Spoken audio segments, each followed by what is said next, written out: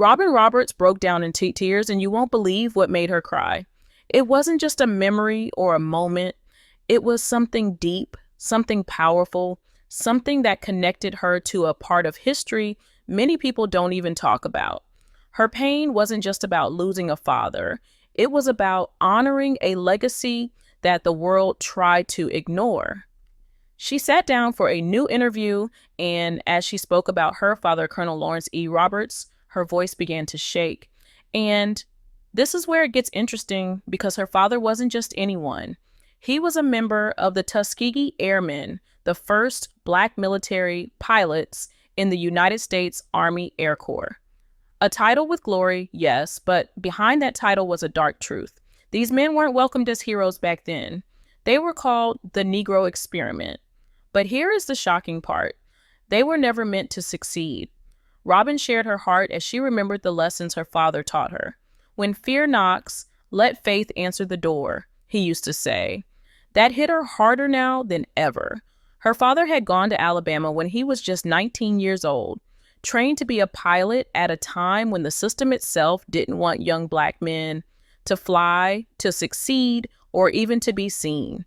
But he did it anyway. Robin had always looked up to him, but it was while filming the documentary Tuskegee Airmen, Legacy of Courage, that she truly realized the emotional weight of his journey.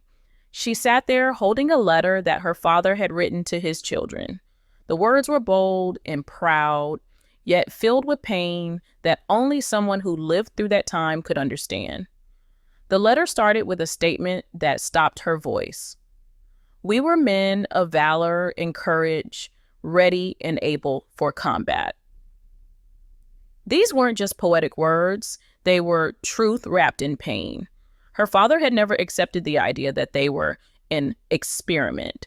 He saw their mission as a right, a God-given right to serve their country, to fly for freedom, to show that they too belonged in the sky. Robin paused as she read his words. Her lips trembled. She tried to stay strong. But the craziest part was how much emotion was buried in just a few lines of that letter. As she spoke, she choked up on the words, men and women. Then she repeated them again and again, like she was trying to make the world listen.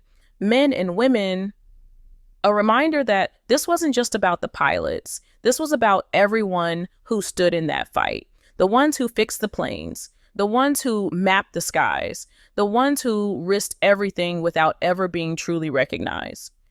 She continued reading, and her voice grew softer. Commissioned and non-commissioned, mechanics, pilots, navigators, all who placed duty to God and country before themselves. That's when her tears started falling. But even in her pain, she pushed through. Robin wanted the world to understand that her father didn't fight just for himself. He fought for generations who never got a thank you. This is how she paid tribute, not with just facts, but with her feelings. That letter was more than just ink on paper. It was a reminder that history wasn't finished, that injustice still echoed today. Robin's voice had already broken once, but as she kept reading, something deeper began to show. This wasn't just a daughter remembering her father. It was a woman waking up to the full weight of what he carried. His words told a story most people had never heard. In that letter, Colonel Roberts wrote that the Tuskegee Airmen did not see themselves as an experiment. That line hit hard because for years, the U.S. military had used the term Negro experiment like it was normal, like they were testing Black men as if they were uncertain about their ability to serve, to fly, or even to survive. But her father and his fellow pilots never saw it that way. They saw it as a chance, an opportunity given by God to show what they were truly made of. And destiny took an unexpected turn because these men ended up rewriting history. But here's the part that not many people know.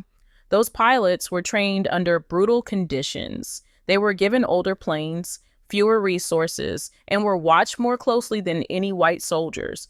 Every single mistake they made was used as a reason to shut the entire program down. The government had no faith in them from the start, and yet they didn't give up. They didn't break. They became one of the most successful and disciplined flying units in the war. Robin paused again, taking it all in, her eyes filled with tears, not just because of pride, but because of pain. Pain that these men never got their due credit while they were alive. What makes this story different?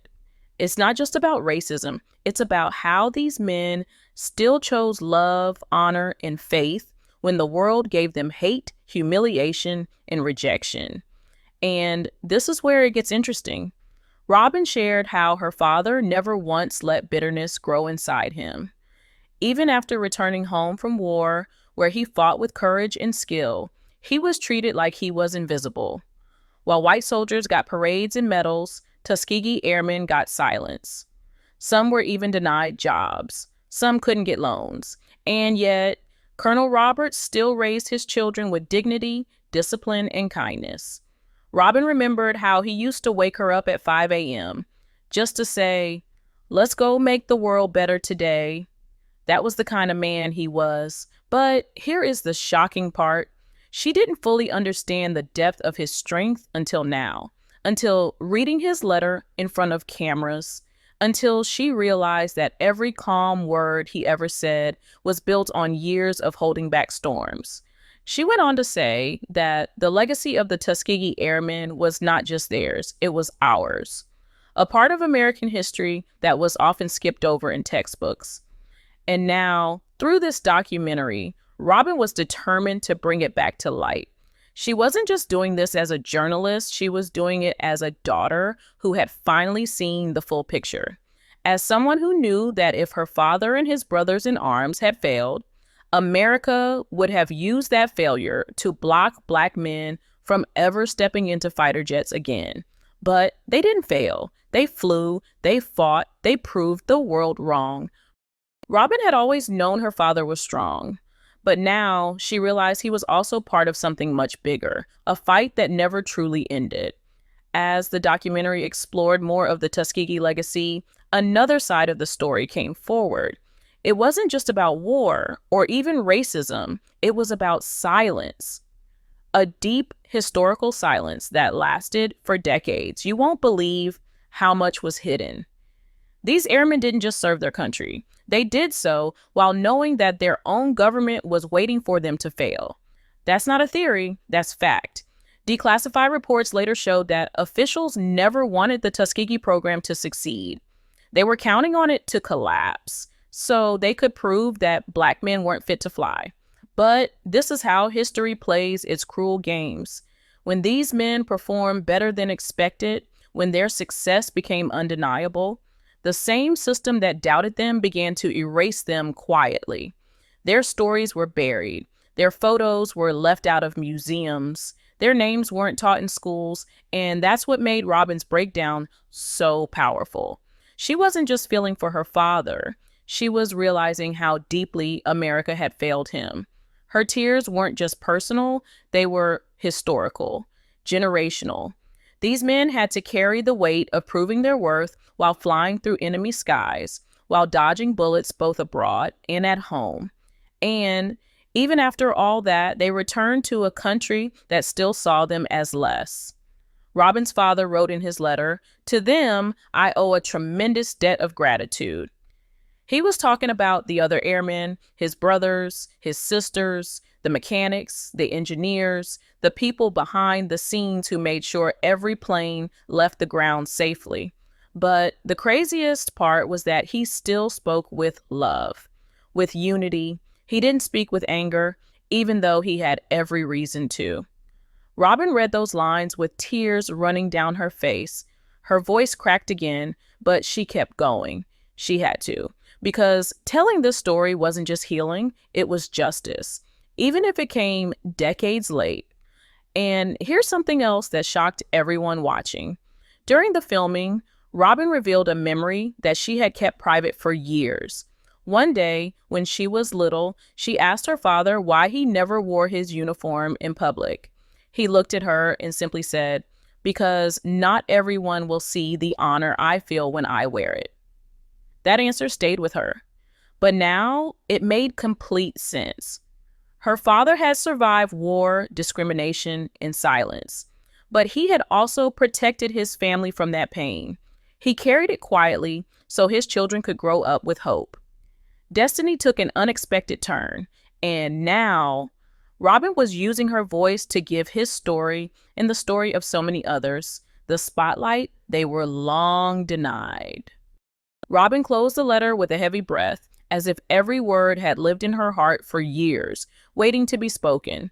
She looked straight ahead, her eyes red but full of pride. "That was my dad," she said softly. And in that moment, the world didn't see a news anchor.